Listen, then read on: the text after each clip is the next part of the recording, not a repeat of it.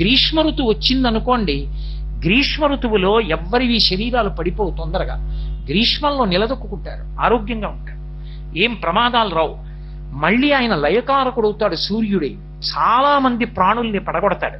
పడగొట్టాలనుకుంటే ఆ 4 వ్యూహములతో మంచు ఎక్కువగా ఉండేట్టుగా చేస్తారు. చేస్తే ఆయన అది చేసినప్పుడే యమధర్మరాజు గారి యొక్క 2 కోరలు పైకొస్తాయి. ఒకటి ద్వావృతు యమదంస్ట్రాఖ్య అంటారు దేవీ భాగవతంలో.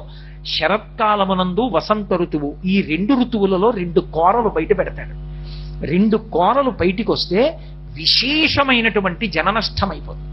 అందుకే యథార్థానికి గ్రీష్మ ఋతువులో చనిపోయే వాళ్ళకన్నా శరత్కాలమునందు వసంత ఋతువునందు చనిపోయే వాళ్ళు ఎక్కువ మంది ఉంటారు. అందుకే శరత్కాల ప్రారంభంలో శారదానవరాత్రులు చేసి అమ్మవారిని ఆరాధన చేస్తారు. అలాగే వసంత ఋతువు ప్రారంభమునందు మళ్ళీ వసంత నవరాత్రులు చేసి రామచంద్రమూర్తి యొక్క పాదాలు శారద పాదాలు పట్టుకుని అమ్మవారి అనుగ్రహంతో అంటువ్యాధులు ప్రబలిపోకుండా లోకాన్నంతటినీ రక్షించుకుంటారు. ఈ 2 కాలముల యందు సూర్యనారాయణమూర్తి యొక్క కిరణములు 304 విభాగములుగా వచ్చిన కారణం చేత జనులందరూ పడిపోతూ ఉంటారు. ఈ కారణం చేతనే ఉత్తరాయణంలో ఎంత నీరు లాక్కుంటాడో దాన్ని తాను ముట్టుకోను కూడా ముట్టుకోడు. ఆ నీటిని మేఘమండలంలోకి పంపించేస్తాడు. మళ్ళీ దక్షిణాయనం మొదలవగానే కురిసేయమని ఇచ్చేస్తాడు. పుచ్చుకున్నప్పుడు అసలు నాకన్న భావనే లేదు, ఇలా పుచ్చుకుంటాడు, ఇలా ఇచ్చేస్తాడు తప్ప పుచ్చుకున్నప్పుడు నాకని పుచ్చుకోడు, ఇచ్చేసేటప్పుడు నాది పోయిందన్న బాధ లేదు. అంత నిమిత్తంగా ఉంటాడు. అందుకే దత్తాత్రేయుల వారి 24 మంది గురువులలో సూర్యనారాయణమూర్తి ఒకటయ్యాడు. 24 మంది గురువులు ఆయనకి పృథివీ, ఆపస్, తేజో, వాయు, ఆకాశములు. అలాగే సూర్యుడు, చంద్రుడు, సముద్రము, చాప, ఇషుకృత్ అంటే బాణములు తయారు చేసేవాడు. అలాగే సాలెపురుగు, పాము, ఏనుగు, కన్య, బాలుడు 15. అలాగే పావురముతో పాటు పతంగము, మక్షికము, భ్రమరము, భ్రమర కీటకము 20. హరిణము, అజగరము అంటే కొండ చిలవ, పింగళ అనబడేటటువంటి వేశ్య 23, కృకరం అనేటటువంటి పక్షి 24.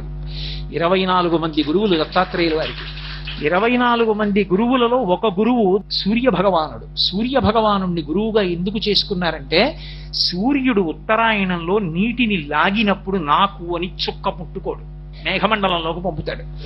దక్షిణాయనం వచ్చేటప్పటికి పుచ్చుకున్న నీళ్లన్నీ మళ్ళీ వర్షించేస్తాడు, మళ్ళీ లోకోపకారం చేస్తాడు. పుచ్చుకోవడం ఉపకారమే, ఇచ్చేయడం ఉపకారమే. రెండిటి యందు నిస్పృహుడు. తనేమి నాకని పుచ్చుకునేది నీటి బిందువు లేదు. అంతటి మహితాత్ముడు కనుక నేను సూర్యుడిని చూసి నేర్చుకున్నాను. పుచ్చుకుంటే ఎలా పుచ్చుకోవాలో, ఇచ్చేస్తే ఎలా ఇచ్చేయాలో అని దత్తాత్రేయుల వారు తన 24 మంది గురువులలో సూర్యనారాయణమూర్తిని తీసుకున్నారు. మనం సాధారణంగా ఆయనకి 1000 కిరణములైన గ్రహములన్నిటినీ కూడా ప్రకాశింపచేస్తాడు తాను ప్రధానంగా నిలబడి. ఆ గ్రహములన్నిటినీ కూడా ప్రకాశింపచేయడానికి, లోకాన్నంతటినీ కాపాడడానికి మళ్ళీ ఆయన కిరణ వ్యూహాన్నంతటినీ కలిపి 7గా చెప్తారు. 7 అంకె మీద నడుస్తుంది సప్తాశ్వర ధమారూఢం అని. ఆ 7 కిరణములకే సుషుమ్నము, హరికేశము, విశ్వకర్మ, విశ్వవ్యచ, సంపద్వసు, అర్వాగ్వము, అలాగే స్వరాడ్వసు అని 7 కిరణములు. ఈ 7 కిరణములలో 7వ కిరణమైనటువంటి స్వరాడ్వసు లేదా స్వరాట్ అంటారు దాన్ని. దాని చేత శనీశ్వర గ్రహం ప్రకాశిస్తుంది. శనీశ్వరుడు సూర్యనారాయణమూర్తి కుమారుడు. అందుకే రోజు సూర్యుడి వంక తిరిగి నమస్కరించిన, సూర్యుడిని స్తోత్రం చేసిన ఏలినాటి శనిలో ఉన్న వాళ్ళ జోలికి కూడా ఎక్కువ వచ్చి ఇబ్బంది పెట్టడే. మా తండ్రి గారి భక్తుడు కాబట్టి ఆయన జోలికి నేను వెళ్ళి ఎక్కువ బాధించలేనంటాడు. అంతటి మహితాత్ముడు సూర్య భగవానుడంటే.